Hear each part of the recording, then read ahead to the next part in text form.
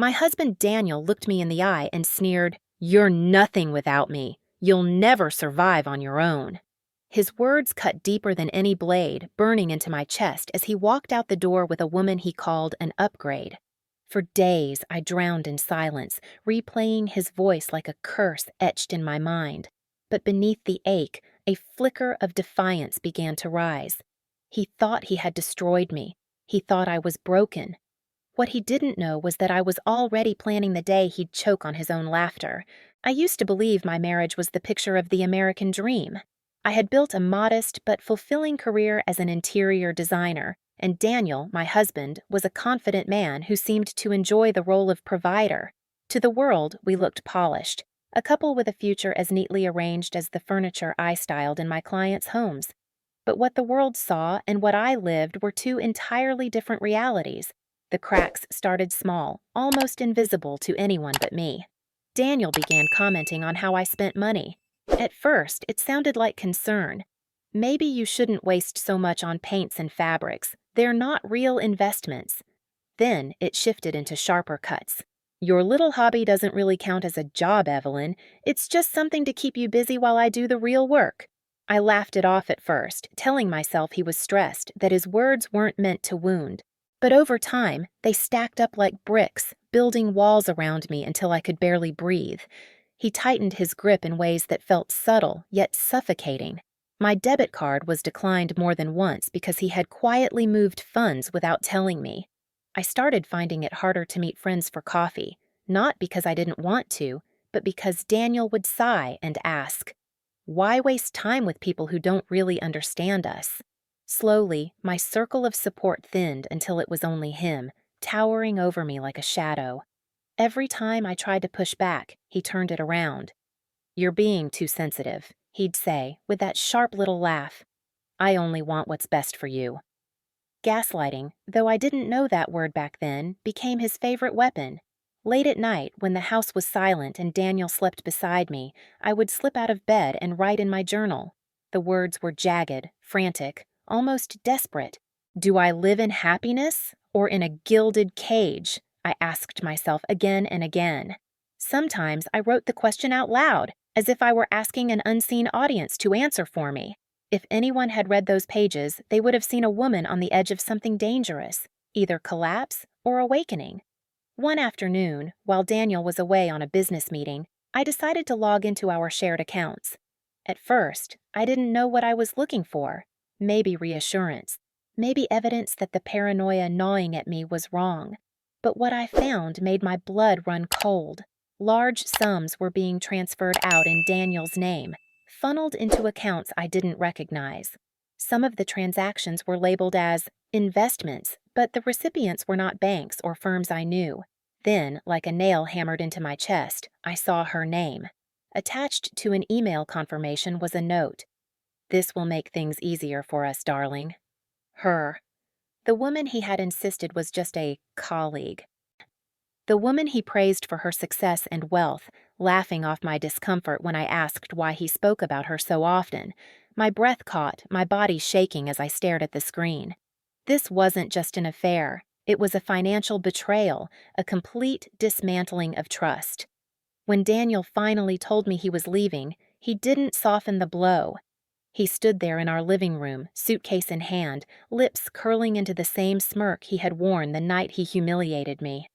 "You'll never make it without me," he sneered, echoing the poison he had fed me for years.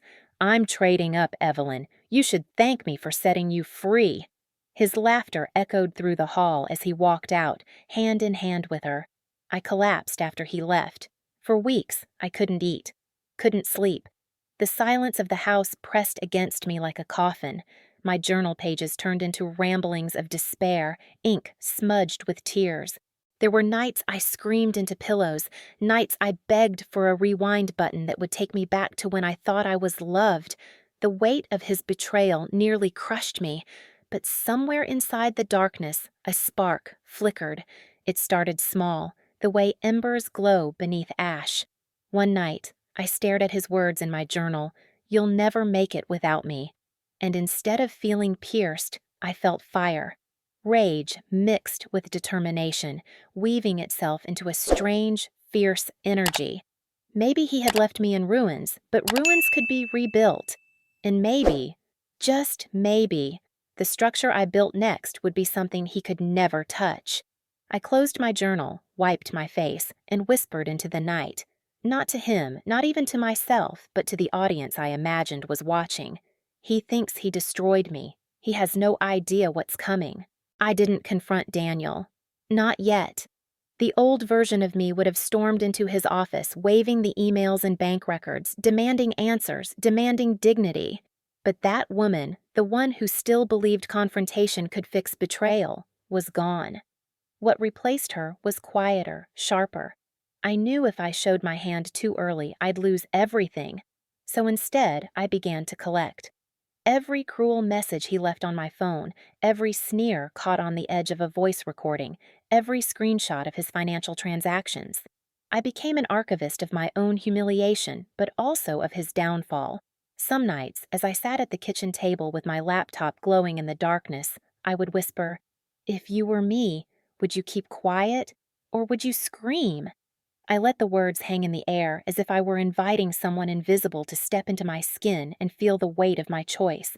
Keeping silent was torture, but every file I saved became a weapon stored for the future. There were moments when the tension nearly cracked me. Daniel came back to the house more than once, storming through the rooms to grab documents or clothes he'd left behind. Once, he nearly caught me with a folder open on the screen, his own incriminating words staring back at him. My hands trembled so convincingly as I fumbled to close the laptop that he smirked, satisfied, thinking he had reduced me to a nervous wreck. If only he knew that the trembling was deliberate, a performance meant to shield the fortress I was quietly building. Days stretched into weeks, and the secret grew heavier. Yet alongside the burden came a strange sense of control. For the first time in years, I was the one holding something Daniel didn't know about. Something he couldn't twist or steal. The silence that once suffocated me began to feel like armor. Still, I knew I couldn't fight this war alone. So I reached out to Maya, my closest friend from college.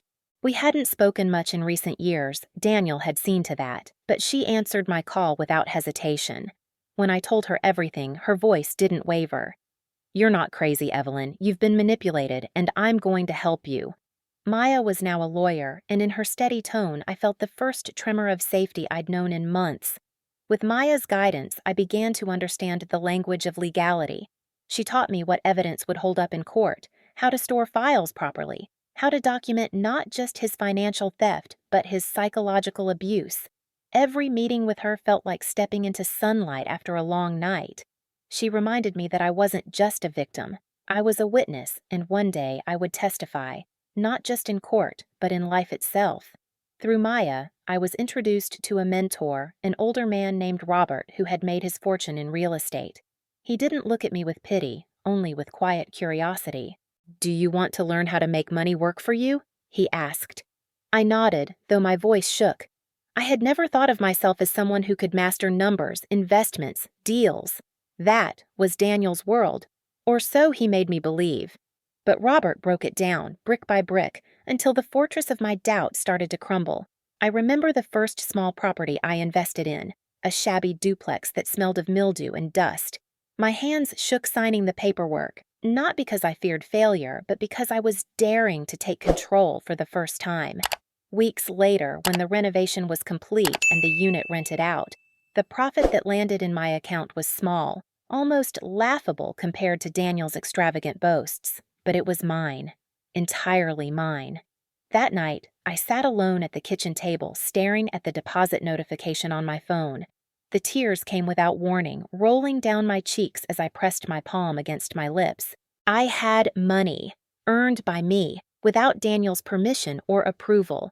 It wasn't about the amount, it was about the proof that I could stand, however unsteadily, on my own 2 feet.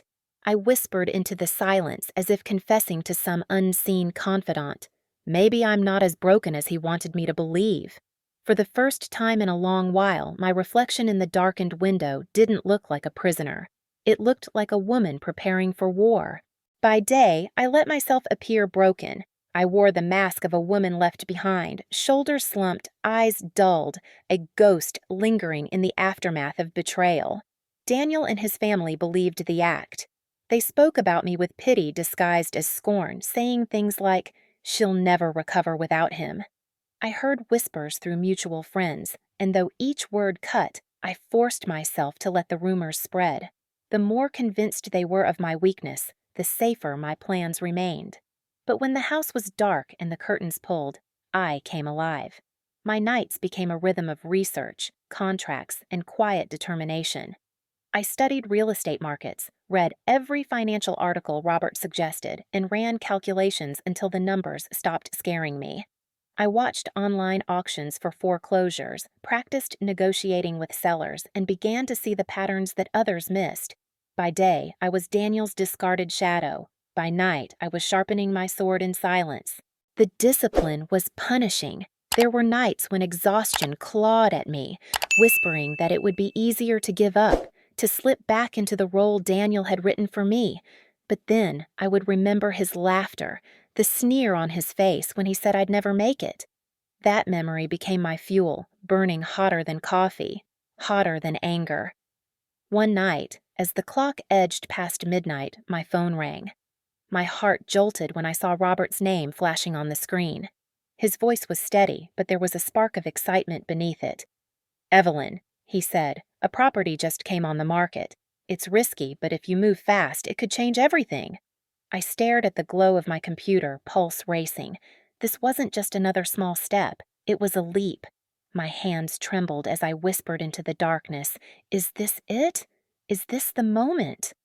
I could almost hear an unseen audience holding its breath with me, waiting to see if I would leap or fall. That call was a cliffhanger in my own life, a line drawn between who I had been and who I was becoming. As I weighed my choice, I began to study not just numbers, but people. Especially Daniel. For years, I had let him dictate the narrative, but now I started to analyze him the way a hunter studies prey. His patterns were obvious once I paid attention. He craved admiration, flaunted his successes, and bristled at the smallest slight. Greed drove him, but so did vanity. He couldn't bear the thought of being seen as lesser, and that weakness gleamed brighter than gold. The more I watched from a distance, the clearer the truth became. Daniel's upgrade, the wealthy woman he flaunted like a trophy, wasn't investing in him out of love. She was using him, dangling her resources to control him, feeding his ego while siphoning what she needed. His pride blinded him to the manipulation, and I almost pitied him. Almost. This revelation was another twist in the story I thought I already knew. Daniel hadn't left me for love or even for stability. He had left because he believed he was trading up, that by attaching himself to her wealth, he would secure power he could never earn alone. But in reality, he had only shackled himself to someone with sharper claws than his own. Knowing this changed everything. I realized I didn't need to rush, didn't need to strike too soon. His own weaknesses were dismantling him piece by piece, and all I had to do was be ready when the collapse came. If Daniel somehow managed to succeed, I had evidence locked and loaded to drag him back down.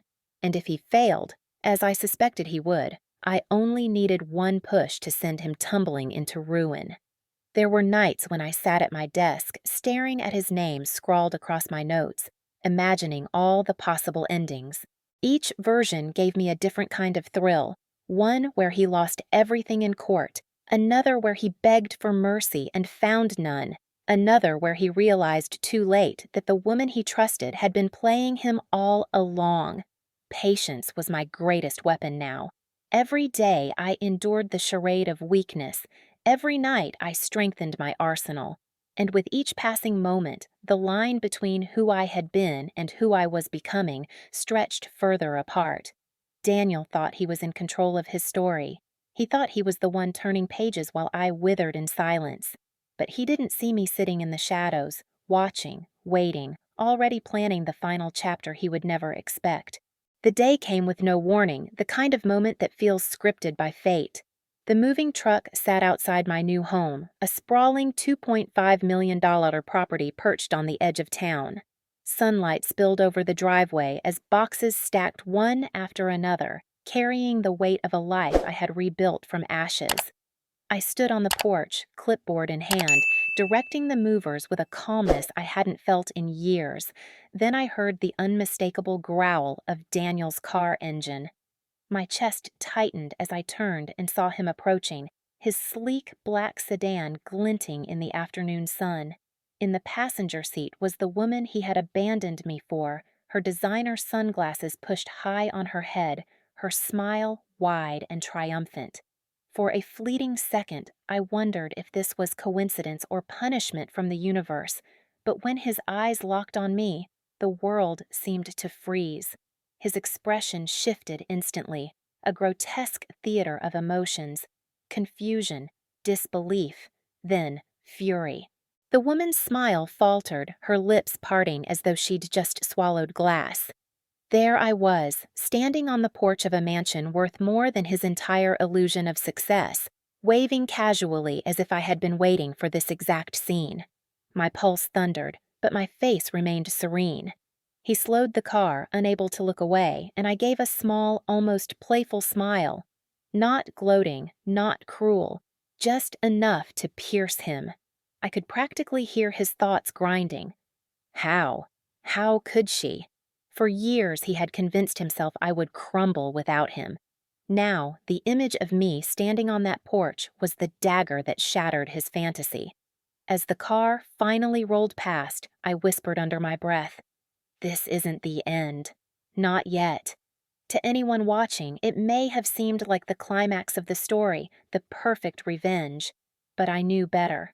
This was only the ignition. The real fire was still to come. The news spread faster than I could have imagined. By evening, whispers snaked through the community. Evelyn landed on her feet. Evelyn is living in luxury now. People speculated wildly. Some said I had inherited money, others that I had remarried into wealth. Few believed I had earned it myself. That doubt didn't hurt me anymore. It protected me. The less they knew, the more powerful my silence became. Daniel, however, didn't stay silent. He exploded. Friends sent me screenshots of his posts online, his bitter attempts to paint me as a fraud. "She must have a new man funding her," he wrote. "There's no way she could afford that on her own." His accusations spread like wildfire, each one dripping with venom and desperation. The very people who once pitied me now buzzed with curiosity, torn between gossip and awe. At first, I let him speak. Every insult, every smear, I let it pile up like kindling. His rage made him reckless, and the more noise he made, the more attention he drew to himself. But I knew the moment would come when I'd need to strike, not with everything I had, not yet. Just enough to rattle him, to remind him that I wasn't the victim he remembered. That moment arrived during a dinner party hosted by one of Daniel's business associates. I hadn't been invited, of course, but news travels fast. Word of my new house had reached every corner of his world, and the whispers followed him into every room. He couldn't escape me anymore. My success lingered like smoke he couldn't fan away. The next morning, I released a carefully chosen piece of evidence. Nothing too damning, nothing that would end him outright. Just enough. It was a single document, a financial record showing how Daniel had siphoned money from our joint accounts to fund a failed investment. I leaked it discreetly, ensuring the right eyes saw it, people who mattered in his professional circle. The effect was immediate. Calls began flooding his phone, questions he couldn't answer without incriminating himself. His confidence cracked, the mask slipping in public as he lashed out defensively. For the first time, Daniel wasn't the predator. He was the prey, circling frantically as the walls closed in. But I didn't press harder. Not yet. This was just the first spark, a taste of what I had in store. I had more evidence, far more damning than a failed investment, locked away like a final bullet. And I knew when the time came, I would fire it with precision, ensuring he never stood again. For now, I let him stumble. I let him rage, his accusations turning hollow, his allies beginning to doubt him, and I stood back, watching, waiting, the quiet architect of his undoing. The mansion wasn't just a home, it was a stage, and he had no idea the play had only just begun. Daniel did not take humiliation quietly. The leak of his failed investment ignited a firestorm, and his retaliation came swift and merciless. Within days, he rallied his family against me. They called, texted, left voicemails dripping with condescension. "How dare you try to ruin his reputation?" one of his sisters hissed. "He gave you everything, Evelyn. You're just bitter because he left." His mother posted online, painting me as an ungrateful wife who had twisted the truth. The pressure mounted further when Daniel went to the press. Articles began circulating, headlines screaming about a vindictive ex-wife who had fabricated lies. He portrayed himself as a man betrayed, insisting I was trying to destroy his life out of spite. He even suggested I was mentally unstable, a woman obsessed with revenge. Strangers who knew nothing of me suddenly had opinions, judging me from behind screens. Then came the threat of legal action. One morning, a thick envelope arrived by courier, his attorney's letter, demanding I retract everything or face a lawsuit for defamation. My hands shook as I read it, the words blurring through my tears. For the first time since my plan began, fear pierced through my armor. What if I lost? What if he really did take everything from me again? That night, I sat alone on the floor of my bedroom, my back pressed against the wall, knees drawn to my chest. The house that had once felt like a fortress now echoed with loneliness. My voice cracked as I whispered into the emptiness. Has anyone ever felt like the whole world is against them? The silence that followed was heavier than any answer could have been. But even in that moment of despair, something inside me refused to collapse. The next day, Maya came to see me. She placed the legal papers on the table and met my trembling eyes with steady resolve. "He's bluffing," she said. "He knows if this goes to court, the truth will bury him. You have everything you need to fight back." Her certainty steadied me. And when the call came from the court clerk confirming Daniel had filed a case against me, my fear transformed into something else entirely. Rage. If he wanted war, I would give him war. The courtroom became our battlefield. Daniel strutted in with his lawyer, his family lined up like soldiers behind him. He still wore the same arrogant smirk, as if the outcome was guaranteed. But I was ready. When the judge called for evidence, I stood, my hands steady this time, and presented everything I had gathered over months of silence. The emails spilled across the screen, his exchanges with the wealthy woman dripping with infidelity. The bank statements revealed his theft, transferring funds behind my back. The contracts showed failed ventures, reckless risks disguised as genius investments. Each document was a stone, and together they built a wall around him, leaving no escape. Gasps echoed through the courtroom. His family's faces drained of color as they saw the truth laid bare. His mother, who had defended him so loudly, sank back in her seat, eyes darting away from mine. One by one, they crumbled, realizing the man they had shielded was not a victim, but the architect of his own ruin. And then came the final blow. As the evidence mounted, the wealthy woman he had left me for rose from her seat at the back of the courtroom. She walked forward, her heels clicking like a drumbeat of betrayal. In a voice sharp enough to cut glass, she told the court Daniel had used her accounts as conduits for his schemes, dressing up his desperation as business deals. "He thought he could outsmart me," she said coldly. "But Daniel was nothing more than a failed tool for laundering money." The silence that followed was absolute, broken only by Daniel's sputtering denial. The humiliation was complete. His allies dissolved before his eyes, his family withdrew their support, and the woman who was supposed to be his salvation abandoned him in public. The man who once believed he held power over me now stood stripped bare, his arrogance reduced to dust. For me, the victory was not in watching him crumble. It was in feeling the weight lift from my chest. Every whispered insult, every manipulation, every moment he tried to erase me had led to this. The courtroom, once a place of fear, had become the stage of my rebirth. When the judge adjourned, Daniel sat slumped, his head in his hands, the smirk long gone. I walked past him without a word, my heels clicking against the marble floor, echoing louder than his laughter ever had. The war was over, and I had won, not with rage, but with truth. The courtroom smelled of polished wood and dust, the kind of place where justice felt heavy and inevitable. Daniel sat slumped at the defendant's table, his once pristine suit wrinkled, his tie loosened as though it were choking him. His lawyer whispered frantically in his ear, but Daniel no longer had the energy to sneer, no strength to smirk.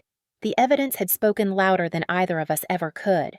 The judge's voice rang through the silence, each word slicing like a blade. The verdict was clear. Daniel was guilty of financial misconduct, of misusing marital assets, of betrayal so deep that even his own family could no longer shield him. His accounts were frozen, his properties seized. He was left with nothing but debts and the hollow shell of his arrogance. I stood tall at my table, hands folded neatly before me. For months, maybe years, I had dreamed of this moment, the moment he would fall, stripped of the power he had wielded so cruelly over me. Yet, as the gavel struck, finalizing his ruin, I felt something unexpected. Not triumph, not rage, but calm. The storm that had consumed me for so long had finally broken, and in its place was stillness. Then came the judge's final question, one that cracked the silence in half. "Mrs. Hayes," he said, addressing me formally, "you are legally entitled to pursue further claims to the remainder of Mr. Hayes's assets. Do you wish to proceed?" All eyes turned to me. Daniel lifted his head, his face pale and damp, his eyes wild with desperation. For the first time, he looked not like a predator, but like a man begging for scraps. I could have destroyed him completely. I could have taken every last thing, left him with nothing but the clothes on his back. The power was mine to wield. I inhaled slowly, feeling the weight of that choice. The audience in the courtroom seemed to hold its breath. This was the micro cliffhanger of my life, the moment they expected me to drive the final nail into his coffin. But I surprised them, and myself. "No," I said softly, my voice steady. "I only want what is legally mine. Nothing more." Gasps rippled through the courtroom. Even the judge's eyebrows lifted in surprise. Daniel's mouth fell open, disbelief etched across his face. He had braced himself for annihilation, but instead I granted him something far worse. Mercy. Mercy that carried humiliation deeper than any punishment the court could deliver, because now he couldn't even call me vindictive. He couldn't claim I had ruined him out of spite. His destruction was entirely his own. I gathered my papers, straightened my jacket, and walked out of the courtroom with my head high. Behind me, Daniel remained frozen, a broken man drowning in shame. That was my victory, not his ruin, but my freedom. In the days that followed, the noise quieted. The gossip faded, the headlines shifted, and my name was no longer tethered to his scandal. For the first time in years, I could breathe without the weight of his shadow. My investments flourished, each deal stacking into a foundation stronger than the last. I rebuilt my career, not as a hobby, not as something for Daniel to dismiss, but as a thriving business. Clients began to seek me out for my designs, and word of my new success spread not as gossip, but as respect. I made time for Maya, who had been my anchor through the chaos. We shared wine on her balcony one evening, the city lights glimmering below us. "You did it," she said, her eyes shining with pride. "Not just beating him, you found yourself again." I smiled, knowing she was right. The battle had never truly been about Daniel. It had always been about me reclaiming the woman he had tried to erase. There were quieter victories, too. The first morning I woke in my new home without dread clawing at my chest. The first time I laughed, really laughed, without feeling guilty for being happy. The first time I looked in the mirror and saw not a survivor, but a woman alive, unbroken and whole. Robert continued to mentor me, though now our conversations were less about survival and more about growth. He told me I had the instincts of a natural investor, that my ability to see patterns in people translated into business better than any spreadsheet. "Trust yourself," he said, and for the first time, I truly did. Months passed, and with them came a gentler rhythm. I allowed myself to imagine new possibilities, even new love.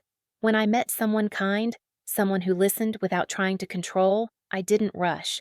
I took my time, knowing now that my worth was not measured by who stood beside me, but by how firmly I stood alone. One crisp morning, I sat on the porch of my home, a cup of tea warming my hands. The sun rose over the horizon, painting the sky with gold and pink. I closed my eyes and let the peace sink in. For years, mornings had been a time of dread, filled with Daniel's criticisms and demands. Now they were mine. Mine to fill with quiet, with work, with joy. I opened my eyes and stared ahead, almost as if into a lens capturing this moment. "Don't ever let anyone decide your worth," I whispered. The words weren't just for me. They were for anyone who had ever been told they were nothing, for anyone who had ever been broken down by someone who claimed to love them. Because my story wasn't about revenge, it was about resurrection. Not about burning him down, but about rising from the ashes of what he left behind. Daniel had thought he ended me, but all he had done was set me free.